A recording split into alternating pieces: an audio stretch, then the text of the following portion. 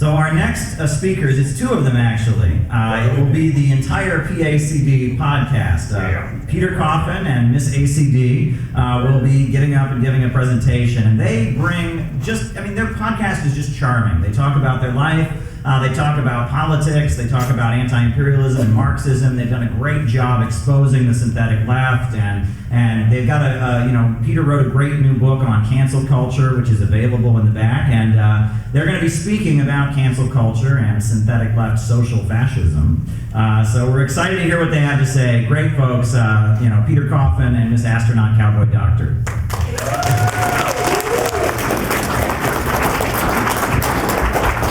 Thank you, Caleb. That was great. Thank you all for showing up. This has been fantastic so far. All of the previous speakers did a great job. We're really excited to be here. My name is Peter Coffin, like was said. This is my partner in podcasting and life, Miss Astronaut Cowboy Doctor. I am... There you go. I'm the P, she's the ACD. Together it's PACD. That spells out packed. That's what we do. We pack a lot of information in a little space. I'm an author. I wrote a book, as was introduced, but this one's a lot more qualified than me. That's not true. But hi, I'm Miss Astronaut Cowboy Doctor, and go by that pseudonym because I am an academic. I am a scientist practitioner and PhD candidate in the field of clinical health psychology and health disparities researcher. Who looks at how different facets of social and economic marginalization differentially impact chronic illness outcomes. And I'm also a mental health practitioner focused on providing free mental health services to the uninsured and underinsured. Also known as a Noswell red-brown fascist.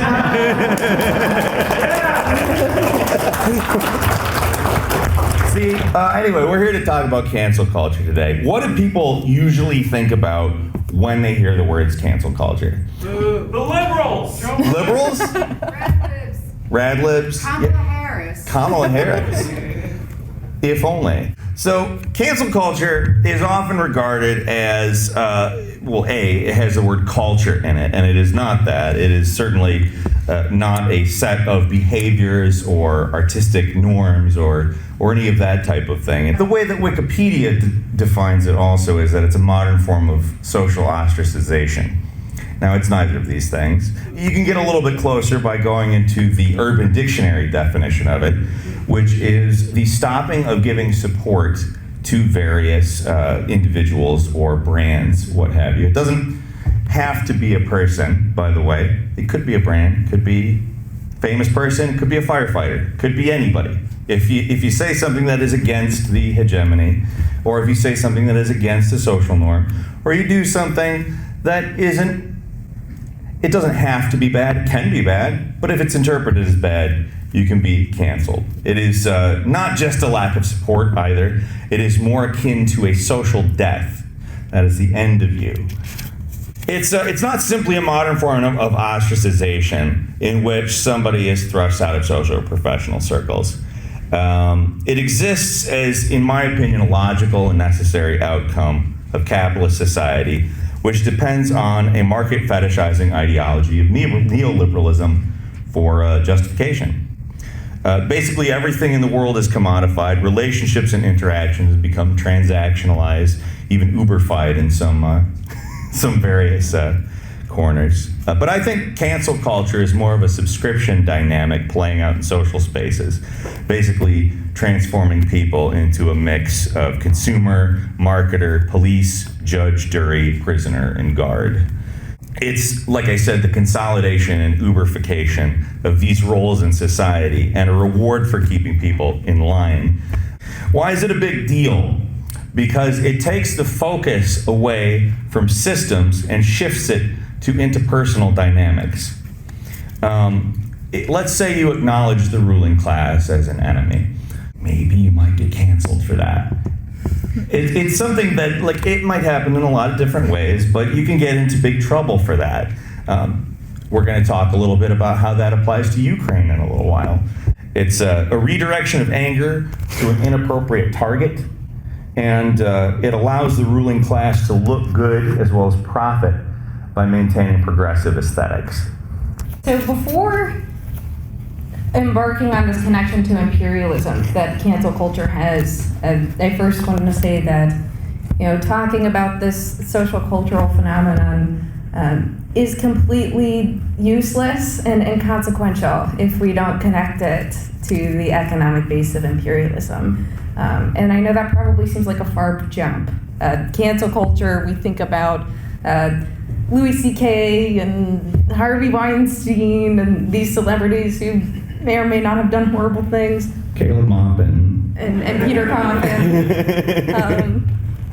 But what we really want to relate this to is, as Peter said, a social phenomenon that is a superstructural product of our economic base of imperialism and how it works to reinforce the capitalist dynamics that take place in the stage of capitalism.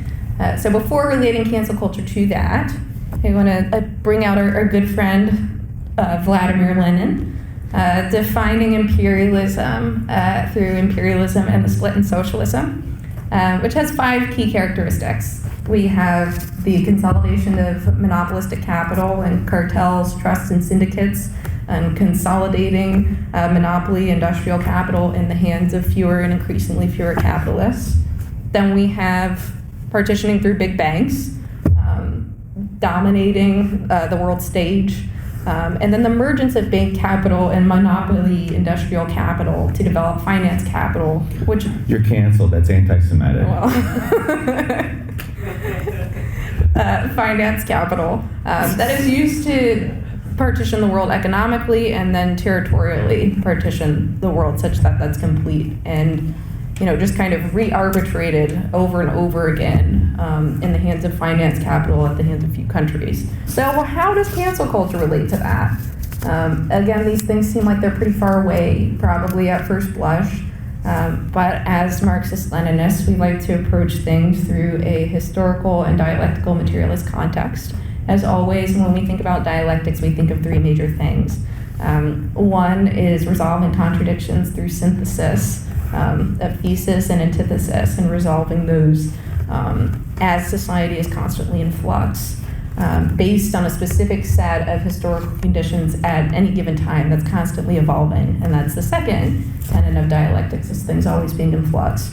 And then the third, most obvious, in this situation, is that everything is interconnected, especially all superstructural products that emerge from the economic base on which our society rests, which is what imperialism is. Imperialism is the cause of poverty. It's the cause of economic inequity. It's the cause of working class struggle in this historical cultural zeitgeist. It's the result of disproportionate marginalization by various superstructural vectors of race, ethnicity, sexual and gender minority status, disability status. Imperialism is the cause of that differential marginalization that we see, and at large, the marginalization of the working class. What cancel culture does is it completely detracts from systemic analysis of correctly attributing the problems that we see to imperialism and late-stage capitalism, which are the actual causes of these working class issues. Again, from all these individuals, whether they're celebrities who have done abhorrent and awful things, or just your uncle at Thanksgiving dinner table, or somebody who's not really done anything but just happens to be a target. Your uncle, who is Harvey Weinstein. Well, okay. Uncle Weinstein. That's not true. I feel like people might misinterpret that, but It's true. It's really not their uncle. okay. But from all these individual targets that we can have, whether they're people with a lot of their own individual wealth, or if they're just your average day working class person, regardless, they're false targets of the causes of these problems. And they result in this essentialization of individual people as bad, inherently evil entities that we can scapegoat all of these issues on, rather than directing our focus to the economic base of our society that is causing the oppression that we experience as a working class.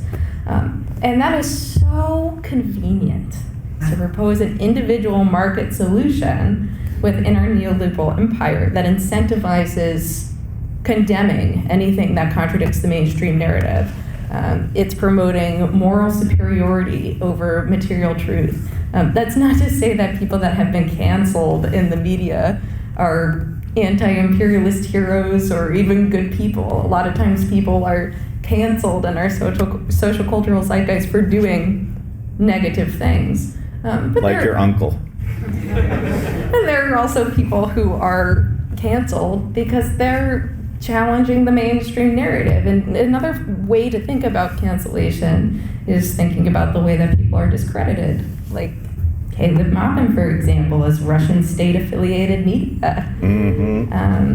So not all canceled people are heroes, but at the very least, they're false targets. So at its best, cancel culture paradigm is, designed to call attention to people doing negative things or engaging in negative behavior, possibly. At worst, it's a paradigm that directs attention away to a systemic understanding of our capitalistic base and towards demonizing individuals to promote sanctimonious individuals in a way that's really profitable and makes people feel good while they're completely devoid of material analysis of what's actually happening and what's actually causing the suffering that we experience, which can be very easily applied to Iraq and Russia, and the way that people talking about those narratives in a way that resists what's being presented to us in Western media as being discredited. So I'll hand it off to you again. All right. So, in the case of imperialism, there's a very specific narrative that justifies imperialism. In the case of Ukraine, we've seen it very much. You're not allowed to talk about the Nazis. You're not allowed to talk about the deaths in the Donbass republics. You're not allowed to talk about that stuff. The way that it works is state and capital starts to put out a narrative. Then that gets disseminated through media capital, which then goes and is further disseminated by basically a chain of influencers, big ones down to small ones. And that narrative gets accepted from the ability for these influencers to act as experts. They don't necessarily have to be experts, obviously.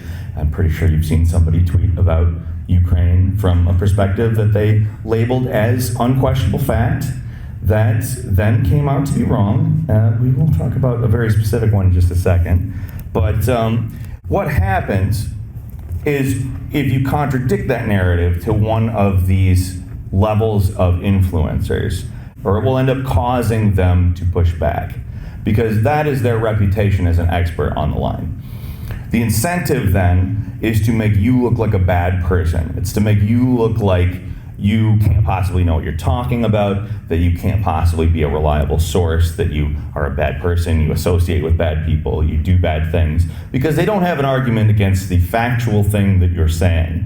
That then can also travel back up the chain to bigger influencers who have been pushing the exact same narrative. If this interaction starts to get more attention, if you start to get canceled hard but don't just give up and apologize or whatever that you're supposed to do, I don't know.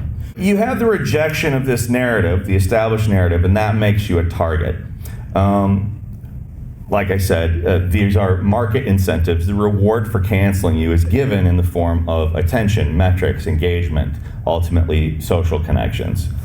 In terms of a materialist analysis, which is oftentimes very inconvenient for that type of narrative, it's kind of the perfect conduit for discrediting that kind of thing, because they focus so hard on individuals and who individuals are connected to and what they say, what their past is, if they've ever been wrong on anything ever. And it's much easier to take down an individual. Right. So who does this affect negatively? Obviously all of us. All the working class. Everyone here. Everyone here, but all of the working class. Even if they're constituents of the working class that are engaging in this sort of cancellation behavior, there's sort of a qualitative and quantitative way to look at this. Obviously, somebody in the bourgeoisie is uncancelable. Harvey Weinstein, for example, walked out of his situation with $25 million. Harvey? Your Uncle Harvey? He's one of the worst. Like, he's one of the worst. In terms of bourgeoisie, he's probably one of the worst cases. Like, he lost his company, he got divorced, he was sued by a number of people, he went to prison, he has a prison sentence of 21 years, and he walked away from that situation with $25 million. Right, so uncancelable. Yeah. And it goes to show that this, even for individuals in the working class who are engaging in this sort of, whether it's behavioral or cognitive, this condemnation of individuals in the working class, even if they're condemning people in the ruling class, how ineffective that is, even if they think that they're engaging in a noble cause, and also directing their attention away from actually targeting what needs to be targeted. Of course, within the working class, there are quantitative differences in how much monetary capital that people have, such that the more currency you have, the more attention, the more money, the more capital that you have, the lower effect that that kind of thing will have on you as an individual being canceled. But it's still collectively, from a qualitative perspective, in comparison to the bourgeoisie being uncancelable, negatively impacts the working class, as we're not taking the right approach. We're not taking the right approach to the problems that we're experiencing economically. We're not taking the right approach to class struggle if we're targeting this individually driven, market-based solution to condemning individuals that might make us feel really good and morally superior and sanctimonious for a while, but will not rid us of the economic base that is imperialism. And so cancel culture is a really useful tool that the ruling class uses to sustain the superstructural narrative that supports the state, that supports capital, that maintains its power and its narrative in the media as well, and what information is disseminated to us. It renders working class individuals engaging in this kind of cultural phenomenon to be very useful pawns in sustaining what they want to uphold. There is cause for optimism, though. We saw recently a set of events that I will simply describe as the ghost of Kyiv. That was It was a choice. It was a choice, yes. It was definitely a choice on the part of the people who started that. When you tell people that a fighter jet is out above Ukraine and just defeating various Russian fighter jets on its own with video game numbers, it shouldn't be strange when it turns out to be video game footage. It is an expected outcome. But anyway, the way that this went down was this chain that I described earlier: state and capital putting out a narrative, media capital perpetuating it, and your chain of influencers pushing it. This story happened so fast that it kind of exposed a way that you can get around both cancellation and the imperialist narrative. In that as soon as it was disproven, state and capital and the media capital, they all just silenced on the ghost of Kyiv. In fact, the New York Times even went as far to tell us that it was important that you be able to blend myth-making with fact to maintain morale. Gotta keep Nazi morale up, apparently. Yeah, you gotta keep the Nazi morale up. It's really important that the Nazis feel good in 2022. Clipped and shipped. Yeah. But this happened so fast that once the larger concentrations of capital shut up about this, the influencers who were not all informed on it continued to push the narrative that the ghost of Kyiv was real. And then when they eventually got called on it, they started doing the whole "just let us have this," which is the worst thing in the world when they start saying that. It's like, so you know something is fake, but you want us to let you think it's real? It's a choice. It is a choice. It is not a good choice to make, though. Anyway, so this happens quickly, and they're canceling people over an event which is fake. Like they're saying, you're saying this is video game footage, but this is a guy who is sacrificing his time and possibly his life to save the Ukrainian people. And it's like, no, it's video game footage. Here's the news story about it being video game footage. And they're like, you're a bad person. And that's the end of that. It stops. They completely let go of that narrative. They walk away. They pretend it hasn't happened. And the entire mainstream narrative shifts on it. Like if you talk about the Ghost of Kyiv thing, they don't act as though it is something that matters anymore. They can't use it. It's a null concept at this point. And in terms of cancellation, if we could figure out ways to engineer that speed of events where the mainstream narratives that they are canceling people for rejecting are disproven quickly and disseminated quickly, and that requires obviously more than any one individual. That requires a lot of people. There is a chance it can be beaten in that way. Right, so to kind of summarize everything that we've been talking about, we'll bring it back to Caleb Maupin's work. This is a way that the synthetic left serves imperialism, and that it utilizes cancel culture as a tool to reinforce the narratives that maintain our late-stage economic structure. They uphold the narratives of the state, they hold up narratives of capital, and all of those 5 tenets that we described in imperialism, anything that is spoken that resists that economic system or economic form is cancelable or subject to discreditation.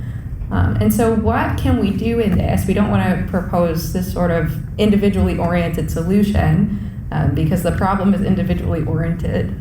That doesn't work, obviously. We're not trying to promote consumer activism with information. But hold the line. Hold the line on information that you know to be true. Investigate the material reality of situations. Stick to a dialectical and historical materialist method. And that can be a really important tool for us as communists. Are we allowed to say that we're communists? Yeah. Okay. I think so. Just don't tell your uncle. As communists. That is so critical for us to do. Especially in the spaces that we're in, there's the market solution incentive to go against that. You're going to get a lot of pushback on that. Hold the line. Apply material analysis. There's not any one specific solution in this for all of our problems, but we need to be able to get to support each other on the resistance to these narratives, and we need to have people understand that we can tell when something is fake. Thank you.